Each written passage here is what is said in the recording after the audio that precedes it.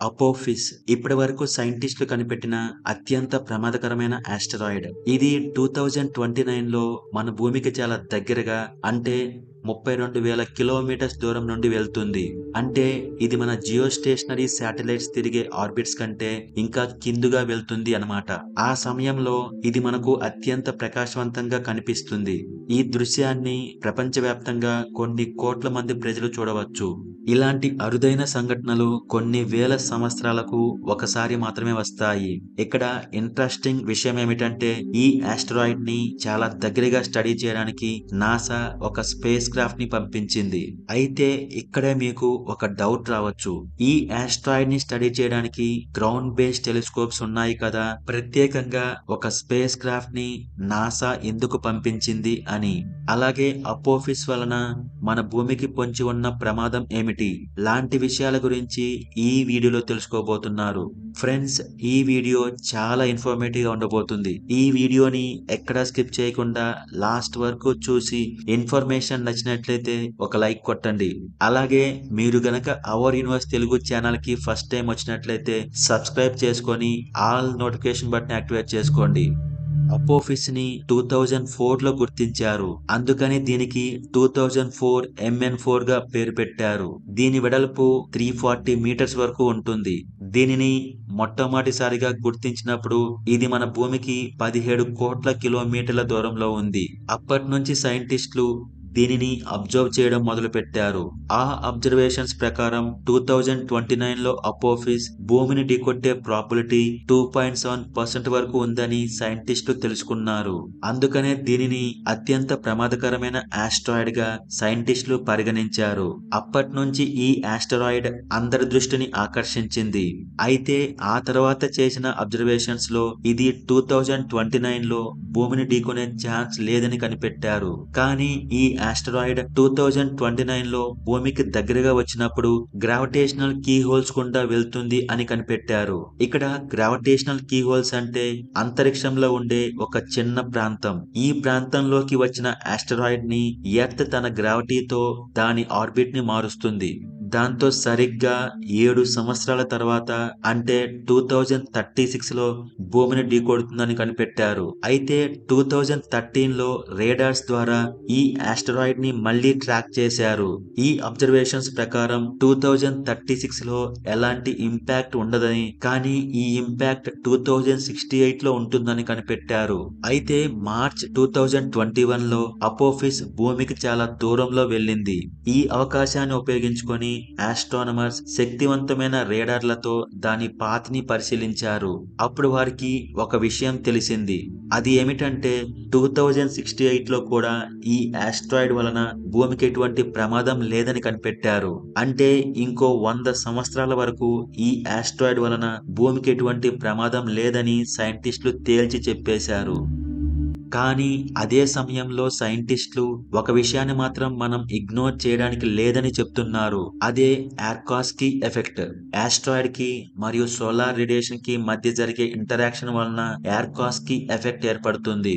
అది ఎలా అంటే, ఒక ఆస్ట్రాయిడ్ మీద సన్లైట్ పడినప్పుడు సన్లైట్ తాకిన సైడ్ హీట్ అవుతుంది, సన్లైట్ తాకని సైడ్ కూల్ అవుతుంది.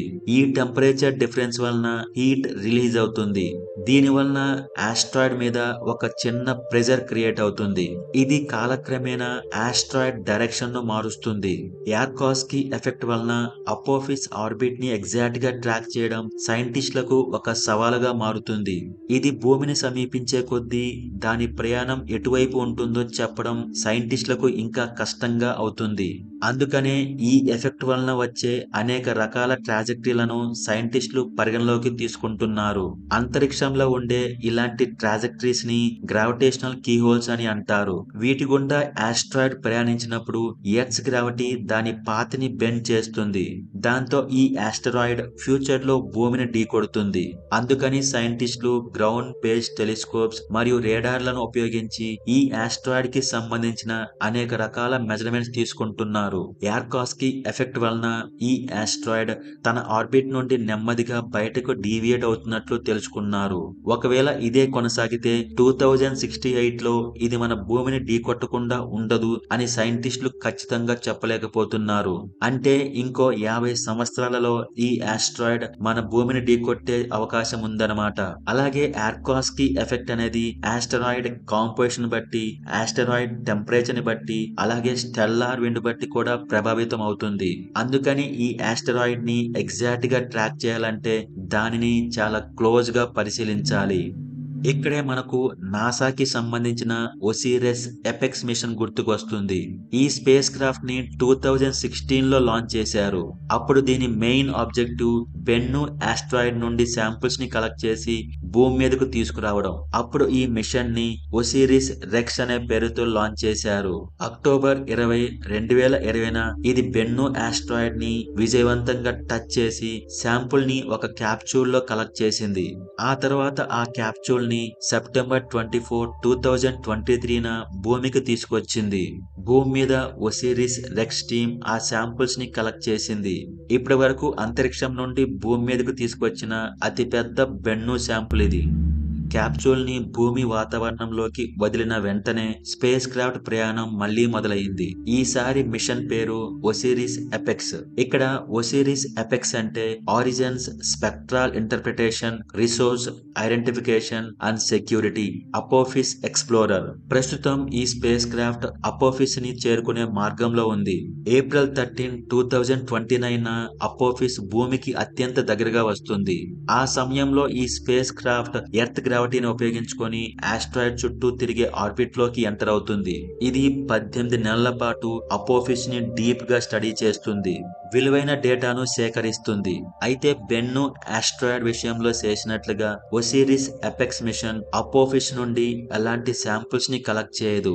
అయితే ఇది అపోఫిస్ ఉపరితలంను చేరుకొని థ్రస్టర్లను మండిస్తుంది. దాంతో దాని సర్ఫేస్ మీద ఉన్న దుమ్ము, ధూళి, రాళ్లు అన్ని పైకి లేస్తాయి. వీటిని ఉపయోగించుకొని స్పేస్ క్రాఫ్ట్ అపోఫిస్ ఫిజికల్ మరియు కెమికల్ ప్రాపర్టీస్ ని స్టడీ చేస్తుంది. ఆ తర్వాత 1.5 సంవత్సరం పాటు ఈ మిషన్ అపోఫిస్ ఉపరితలాన్ని మ్యాప్ చేస్తుంది. ఈ మ్యాపింగ్ చేయడానికి ముఖ్య ఉద్దేశం ఏమిటంటే అపోఫిస్ భూమికి దగ్గరగా వచ్చినప్పుడు గ్రావిటేషనల్ ఇన్ఫ్లుయెన్స్ వలన సర్ఫేస్ లో ఏమైనా మార్పులు వచ్చాయేమో పరిశీలించడానికి ఉపయోగపడుతుంది. అదే సమయంలో ఈ space craft Apophis orbital motion ని మెజర్ చేస్తుంది. ఈ మెజర్మెంట్స్ ని ఉపయోగించుకొని సైంటిస్టులు అపోఫిస్ ఫ్యూచర్ ట్రాజెక్టరీని ఎగ్జాక్ట్ గా అంచనా వేస్తారు. ఒసిరిస్ ఎపెక్స్ స్పేస్ క్రాఫ్ట్ తో పాటుగా ఇంకా కొన్ని స్పేస్ క్రాఫ్ట్లు అపోఫిస్ ని పరిశీలించబోతున్నాయి.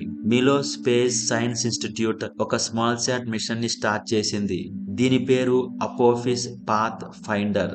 దీనిని 2025, 2026 లోపల లాంచ్ చేయబోతున్నారు. ఈ స్పేస్ క్రాఫ్ట్ కేవలం 1 సంవత్సరం లోపే ఈ ఆస్ట్రాయిడ్ ని చేరుకుంటుంది.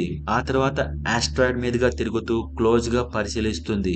అలాగే యూరోపియన్ స్పేస్ ఏజెన్సీ రామ్సెస్ పేరుతో ఒక మిషన్ ని స్టార్ట్ చేసింది. ఇక్కడ రామ్సెస్ అంటే rapid Apophis mission for security and safety. Apophis భూమికి దగ్గరగా వచ్చే 2 నెలల ముందే ఈ మిషన్ దానిని డీటెయిల్ గా స్టడీ చేస్తుంది. అంటే అపోఫిస్ ఫిజికల్ మరియు కెమికల్ ప్రాపర్టీస్ ని హై రిజల్యూషన్ కెమెరాతో స్టడీ చేస్తుంది అన్నమాట. అయితే అపోఫిస్ ని డీటెయిల్ గా స్టడీ చేయడం వలన మన భూమి చుట్టూ దాగి ఉన్న అనేక ప్రమాదకరమైన ఆస్ట్రాయిడ్లను అర్థం చేసుకోవచ్చు. తద్వారా వీటి వలన పొంచి ఉన్న అనేక ప్రమాదాల గురించి మనకు తెలుస్తుంది. వాటి నుండి రక్షించుకోవడానికి అవసరమైన అనేక డిఫెన్స్ మెకానిజమ్స్ ని అభివృద్ధి చేయడానికి ఇది గైడ్ చేస్తుంది. ఈ వీడియో మీద మీ ఒపీనియన్ ఏంటో కామెంట్ చేయండి. ఈ వీడియోని లైక్ మరియు షేర్ చేయండి. ఇలాంటి స్పేస్ వీడియోస్ కోసం నా ఛానల్ ని సబ్స్క్రైబ్ చేసుకోండి.